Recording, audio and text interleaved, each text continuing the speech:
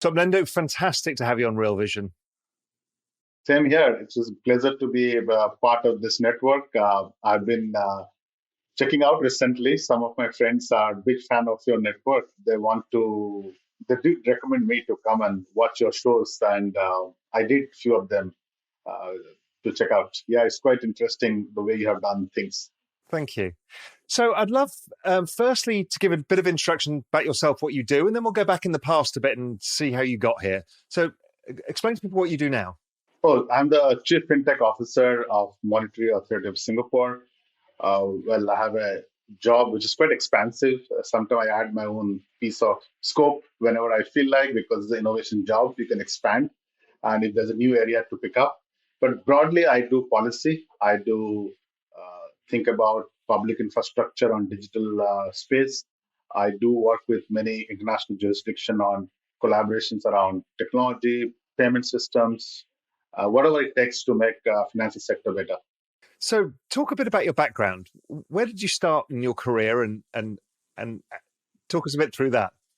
Well, I grew up in India and spent almost 24 years of my life in India uh, s- through different schools, colleges, small town. I never thought that I'll be working outside India when I was growing up. But as destiny takes us in our life, you end up in foreign countries. So my first out of India was to Japan. I joined Wow. Citibank and spent almost 18 years in Citibank. And that was a long journey from Japan to Singapore, did a lot of global jobs from technology, operations, business development, re-engineering, innovation. So kind of multiple, typical in Citibank, you move around and you do different things. And then ended up in 2015 in a very unusual space called regulatory space, and I joined central bank. Never in my life, I must say, never, never, never. If anything, I didn't anticipate was joining a central bank, which is just way out of my comfort zone, way out of my imagination. So that's the unusual move in 2015.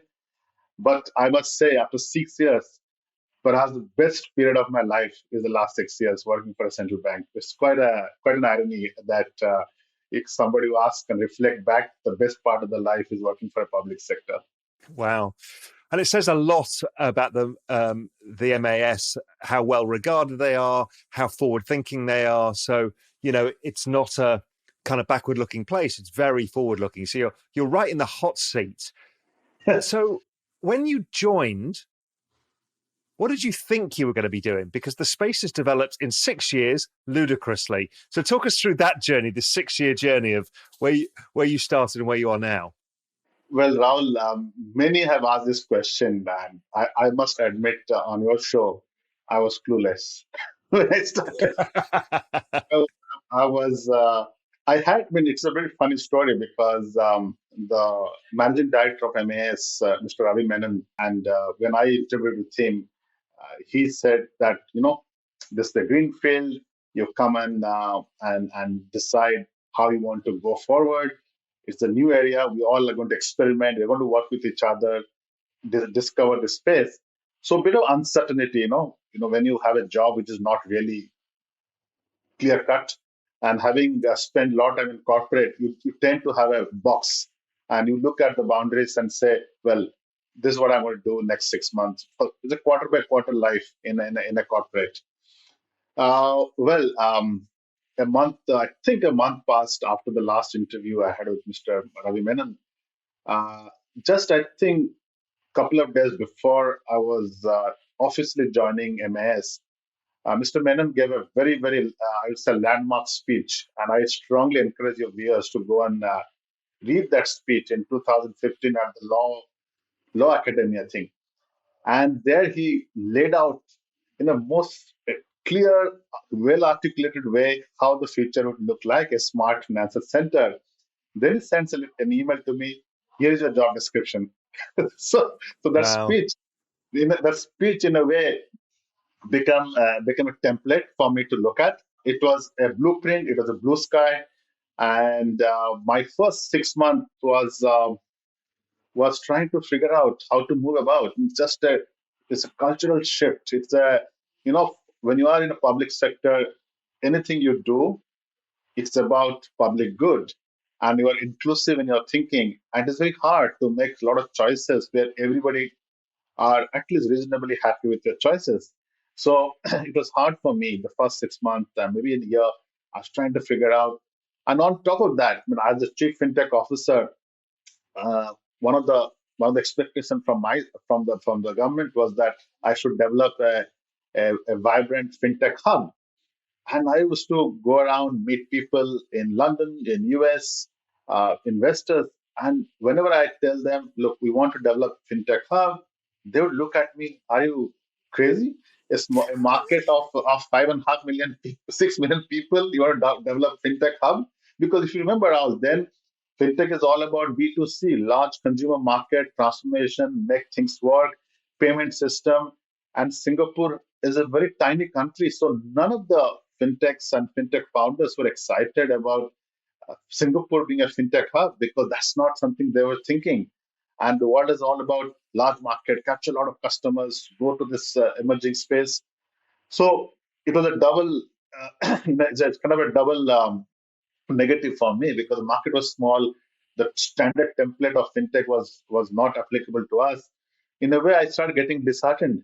Look, this is the first new job. It's a complex job. Then you have market which doesn't is not designed to support a small country.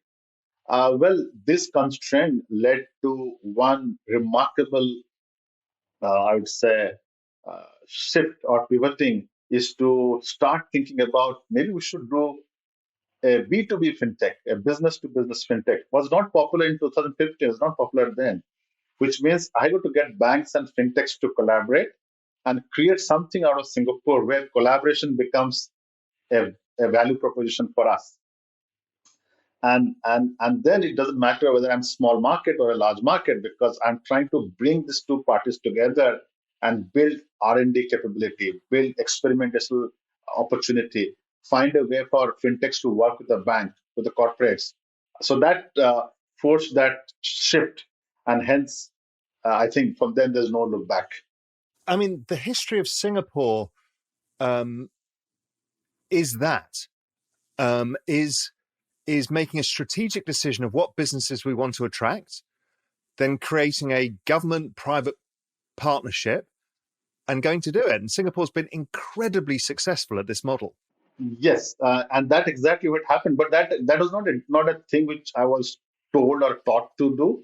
It's just instinctively being small, being constrained, forces you to think what else I can do to make myself or ourselves relevant in the space.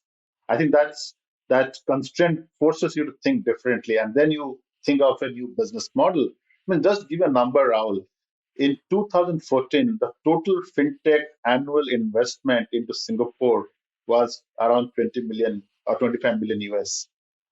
Wow. This year, in 3 quarters, we are touching close to 2 billion US.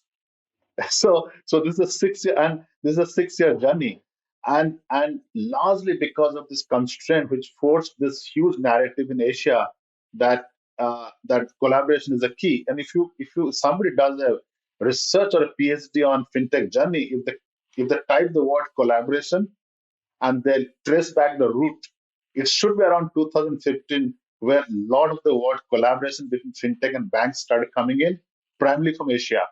I'm not sure, but I'm just guessing this, but I'm sure if somebody does a research, they will find out this keyword started emerging out of Asia, because in Asia we had a very strong desire for fintechs to partner with the bank for the right reasons. Hey, if you like this clip, be sure to check out the full interview and more only on realvision.com/crypto. It's 100% free. Sign up now.